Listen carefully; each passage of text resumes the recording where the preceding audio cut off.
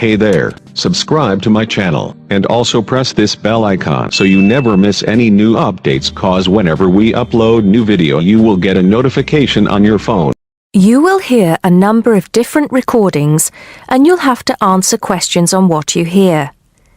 There'll be time for you to read the instructions and questions and you'll have a chance to check your work. All the recordings will be played once only. The test is in 4 sections. At the end of the test, you'll be given 10 minutes to transfer your answers to an answer sheet. Now turn to Section 1. Section 1.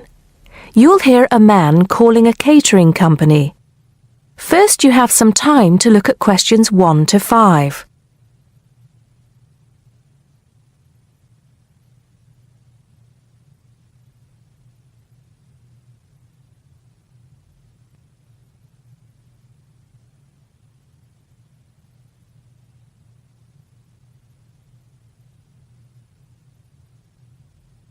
Now we shall begin.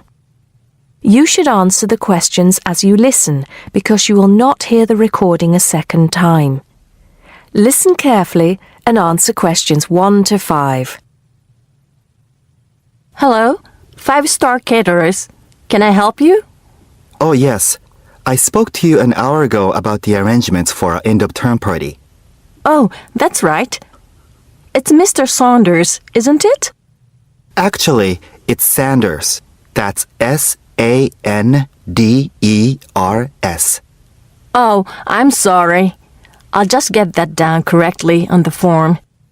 Okay, Mr. Sanders, sorry about that. No problem. Well, I've got the details you asked for, so I thought I should call you back quickly and book. Good. Let's fill in the form, shall we? Great.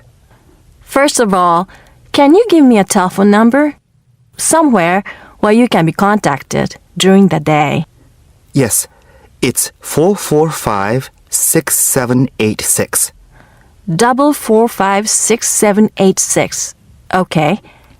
And do you have a number where you can be contacted outside of office hours? Well, I'm at work till late in the evening, so use the same number, and if I'm not there, you can leave a message. Thanks. I'll make a note of that. And how many guests shall I put down? Okay, that's changed. So instead of the figure I gave you before of 85, it's now only 50. It's much lower, I'm afraid, because a lot of people can't make that date. That's not a problem. Can you remind me of the date we'd set? Yes, it's the 25th of June. Okay, that's fine. Before you hear the rest of the conversation, you have some time to look at questions 6 to 10.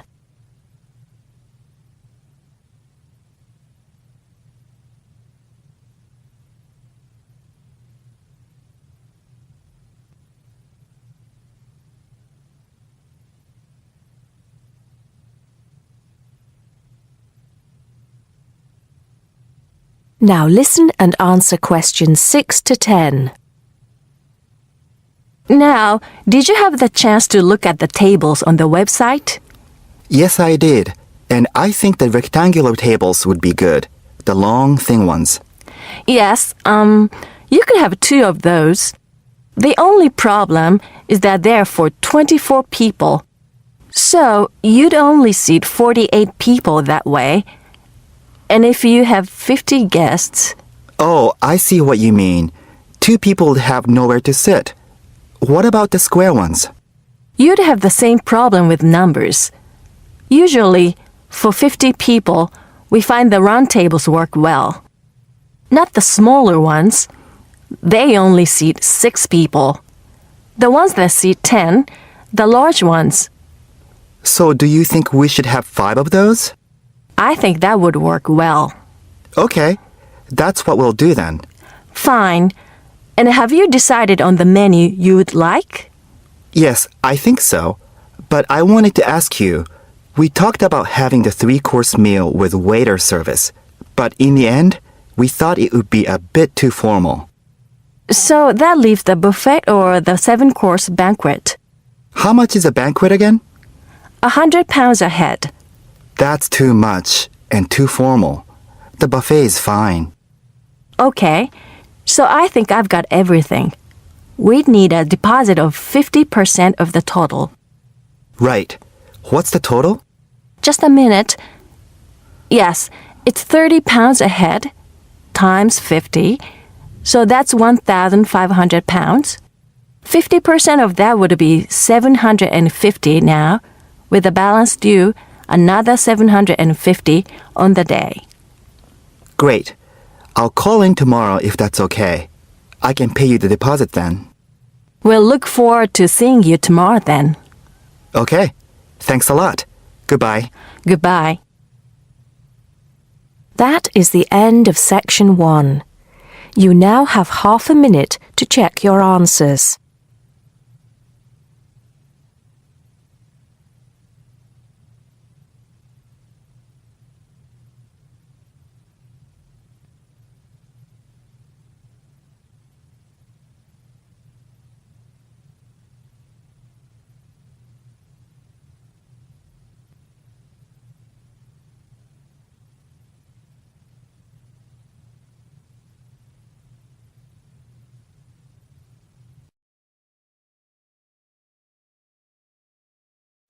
Now turn to section 2.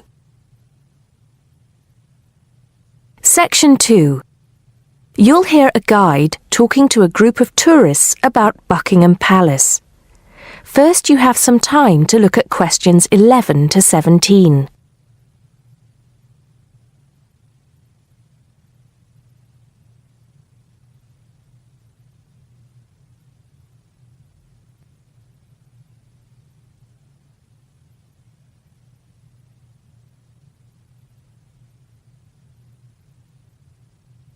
Now listen carefully and answer questions 11 to 17. Now, of course, Buckingham Palace is instantly recognisable to millions of people around the world. As we pass the palace, I'd like to tell you a few things about the history of this famous building. We think the first house was built here around 1624. In 1674, that house burned down and a new one was built, called Arlington House after its owner, the first Earl of Arlington. Then, in 1703, the first Duke of Buckingham changed the design of the house and the name. It was then known as Buckingham House. The building we see in front of us now has undergone many changes since it was first built. The east front, which is the part we see from the road, was added as part of the work done by Queen Victoria and was completed in 1850. But the palace has remained pretty much unchanged for nearly 100 years. The last major changes to the structure were made by King George V, who, in 1913, had the east front redesigned as a backdrop to the large memorial to Queen Victoria, which had just been placed outside the palace gates. Since then, only minor changes have been made. I should point out, though, that the palace was bombed 7 times during the Second World War, most seriously in 1940, when the palace's chapel was destroyed. Today, of course, it is the home of the royal family, but that wasn't always the case, although they did own most of the land it was built on. It was George IV who turned it into a palace, doubling its size when he became king in 1820. He had inherited it from his father, King George III, who, in 1761, had become the first royal owner of the building, though it was still not used as the home of the royal family, just as a private home for Queen Charlotte. It was known as the Queen's House at that time. King William IV finished the work after his brother, George IV, died. But King William never moved into the palace. In fact, in 1834, he offered it as a new home for Parliament after the Houses of Parliament were destroyed by fire. The offer was not accepted, though, and in 1837, when Victoria became Queen, the house became the main royal residence in London. However, Victoria and her husband, Prince Albert, found the house too small, so they carried out building work to further enlarge it. This included building the East Front, which I've already mentioned as the part we are looking at now. Victoria was also responsible for moving the Marble Arch, built as a part of the palace itself in the 1820s, to where it stands today, separate from the palace on the corner of Hyde Park. For 20 years or so, the palace was often the setting for huge banquets, dances, and musical performances. This period lasted until Prince Albert died in 1861, after which Victoria spent very little time there, and the palace was hardly ever used. Before you hear the rest of the talk, you have some time to look at questions 18 to 20.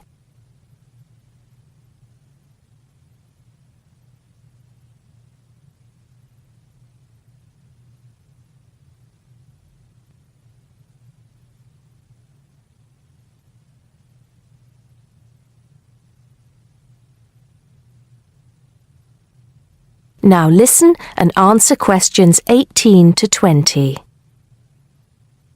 When Victoria died in 1901, Edward VII became king.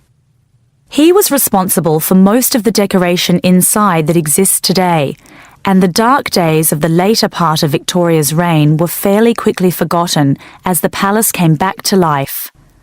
The palace has been in continual use by the British royal family ever since.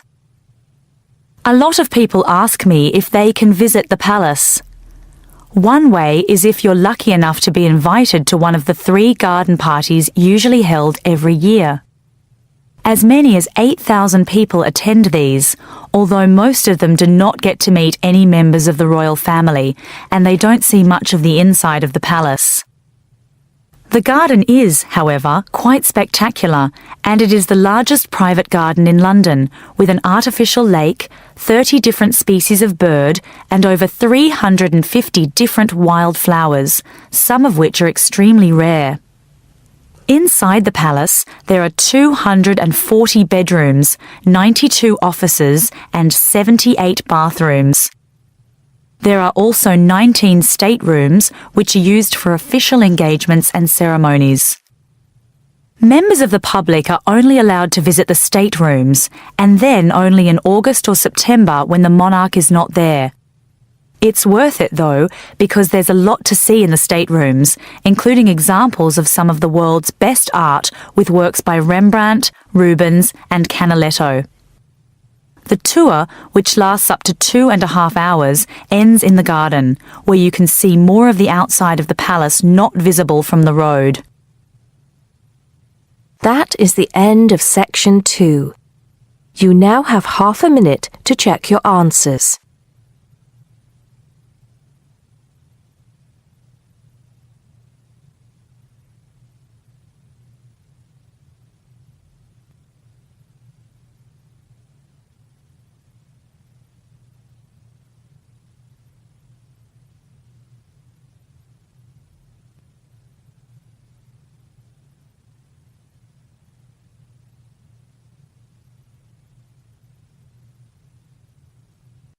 Now turn to Section 3.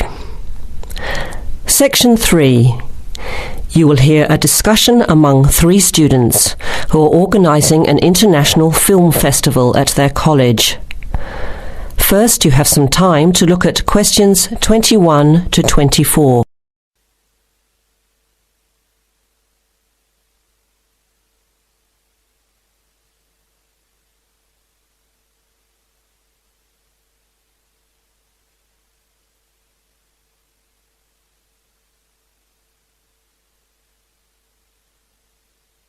Now listen carefully to the first part of the discussion and answer questions 21 to 24.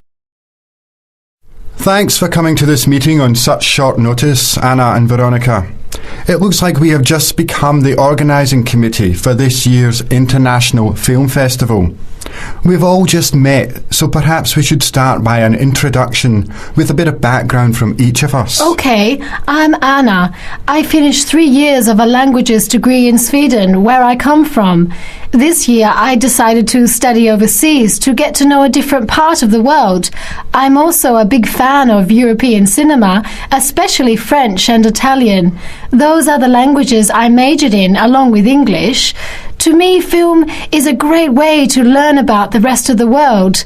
I was in the film club at my university, so when I saw the notice asking for volunteers, I thought it would be a good way to meet people and get involved in something I really enjoy. Thanks, Anna. My name is Veronica and I come from Italy. I'm doing graduate studies in English literature. I went to some of the films in the festival last year and enjoyed them. I especially liked the video interviews. That was when I decided to get involved. I used to do film reviews for our student newspaper back home. Hi, I'm Chris from Scotland and I'm in 4th year journalism. Cinema is my hobby. Last year I joined the organising committee just like you have now, and somehow this year I've ended up in charge. I'm actually able to use my coordinating work on the festival towards a credit for one of my courses. I have to write up a report on the festival with recommendations, so that's an extra motivation for me. So I hope this is going to be a good experience for us all. Okay, where would you like to start? How about a general overview of the festival? I don't really know much about it. Well, the film festival was started by International Student Society 5 years ago and has grown every year. It is held over 4 nights during study break, Wednesday to Saturday. Normally we show 3 films a night. Last year we tried to choose films from different parts of the world that fit together in some way, maybe a similar theme. Or we could feature a type of film like action films or science fiction. Now you have some time to look at questions 25 to 30.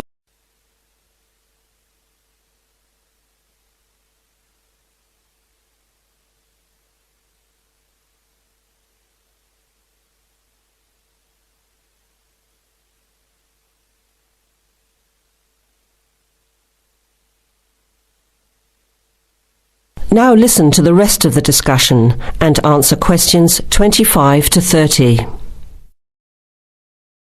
Who picks the films? It's up to us on the committee to decide. You mean we get to pick all the films ourselves? What a hard decision. There are so many to choose from. Well, that's the fun part. We have this catalogue of independent distributors. The films are listed by language and have a short summary. We just have to go through it to find a good combination of films that will attract an audience. Veronica mentioned something about interviews. How does that fit in? We set up cameras in the foyer of the theatre and did live interviews before, during intermission and after the screening. Anyone from the audience could come up and talk about the film. The Broadcasting and Journalism School set it up and ran the interviews. They were shown on big screens around the lobby and in the theatre. It went over really well. We had a long lineup of students waiting to be interviewed on TV. Everybody wanted their minute of fame. Great idea. Yeah, it worked really well.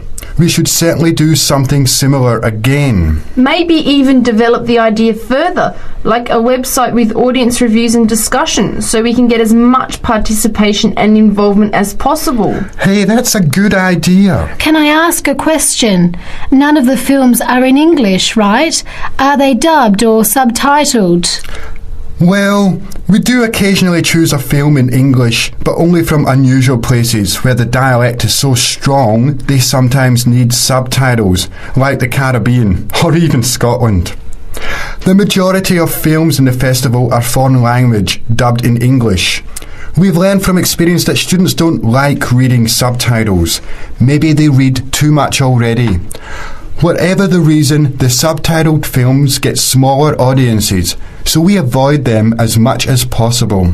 So how large an audience can we expect, and how much does it cost to get in? It costs $5 per film, or a $20 pass for the whole event. All 12 films for the real movie fan. We would have broken even last year, except for a bad storm on the Friday night. We almost had to cancel the whole thing. But overall, we had a good turnout, more than 2,000 people in 4 days. Oh, that's what I was wondering about, the financial part. Where does the funding come from? What kind of budget do we have? The festival is subsidised by the Student Council. We generate money through advertising and through admission charges. We'll go over the budget in details a little later, but we've got lots of work to do in the meantime. I guess we have to start pretty soon. Well, I think by the 1st of March at the latest. We need to select all the films. Then we have to find some advertisers to sponsor the event. That shouldn't be too hard. We'll just start with last year's list. Our deadline for that should be the middle of March. By the end of March, we need to design the programme. Then we can get posters made up and distributed in April. Like you said, we need some clever promotion, something to generate interest and get people talking. We have 4 months to get ready. It should be enough time. OK, where do we start? Let's start by talking about films, since that is the best part, and see what we come up with. What was the best film you saw last year? That is the end of section 3. You now have half a minute to check your answers.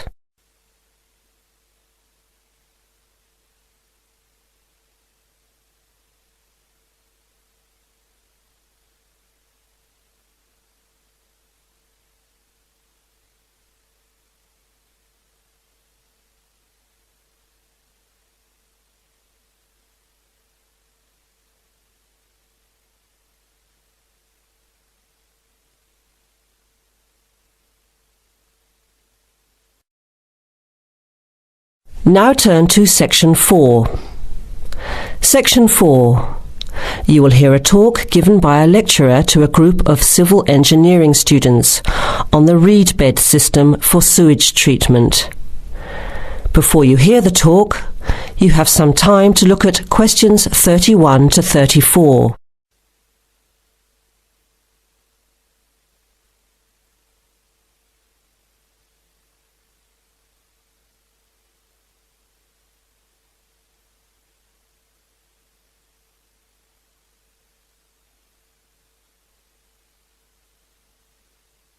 Now listen carefully to the first part of the talk and answer questions 31 to 34. Thank you for inviting me to speak to you today about what is now called the reed bed sewage treatment system. This system uses naturally occurring reeds to treat domestic and industrial waste. It's an environmentally friendly alternative to normal systems. You all know what reeds are like, don't you? Those tall plants with hollow stems that grow in wet places, like marshes, for example. Here's how the system works. First of all, an artificial marsh is created. To do this, holes are dug about 1 metre deep and usually rectangular in shape. They are then lined with clay or plastic, and the liner is covered with gravel. After that, a system of tubing is laid, with holes in it, and more gravel is added to cover that. Finally, reeds are planted in the bed. The sewage is brought to settling tanks. From there, it is distributed to the roots of the reeds through the tubing. Note that the waste material enters the beds underground and remains underground. The reeds conduct oxygen very efficiently through their stems to the roots system. Here, bacteria work to reduce the waste material to basic elements. What comes out of the artificial marsh is water that has been cleaned through a natural process. The purified water leaves the reed bed through a simple outflow pipe. The water that comes out has to be tested. Sometimes it's held in a pond until it evaporates or soaks into the ground. Sometimes, after testing, the water is discharged directly into streams and rivers. Before the talk continues, with questions from the students, you have some time to look at questions 35 to 40.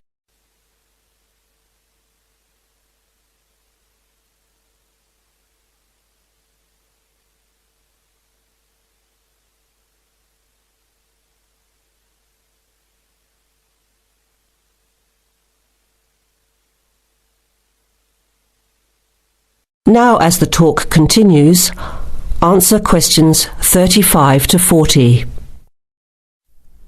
The reed bed system originated in Germany in the 1970s, and installations have been built in a number of countries throughout the world.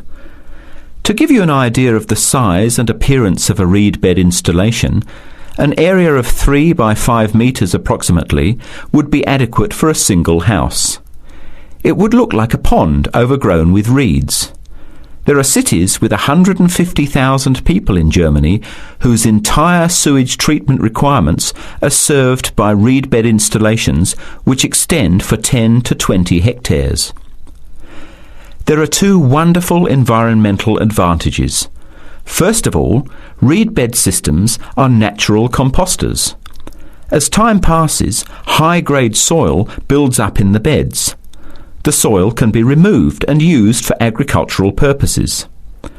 Soil produced from waste containing heavy metals would of course have to be tested and the toxic material removed by chemical processes.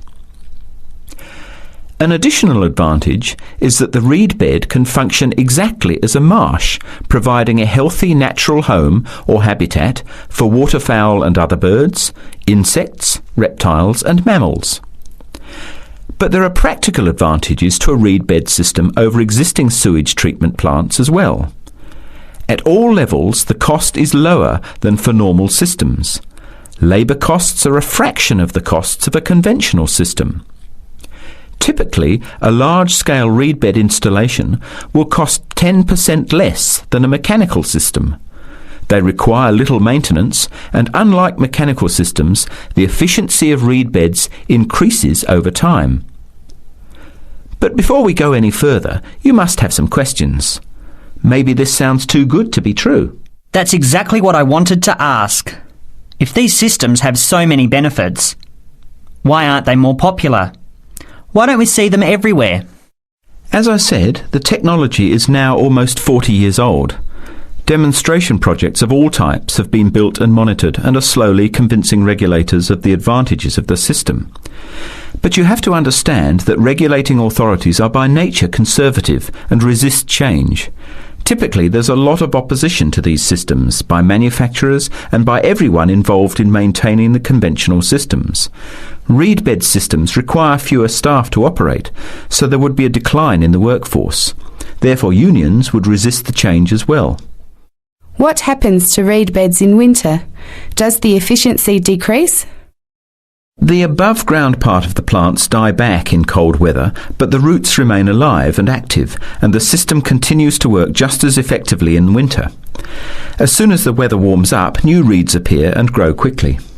Is there a problem with mosquitoes in these ponds? Well, they're not exactly ponds with standing water. The beds look more like a field covered with long grass. The soil is moist, but not like a swamp, so there would be no more mosquitoes than in any other field. Remember, the effluent enters the beds underground and remains underground. OK, let's get into some of the technical details now, and I'll answer questions as they come up. That is the end of section 4.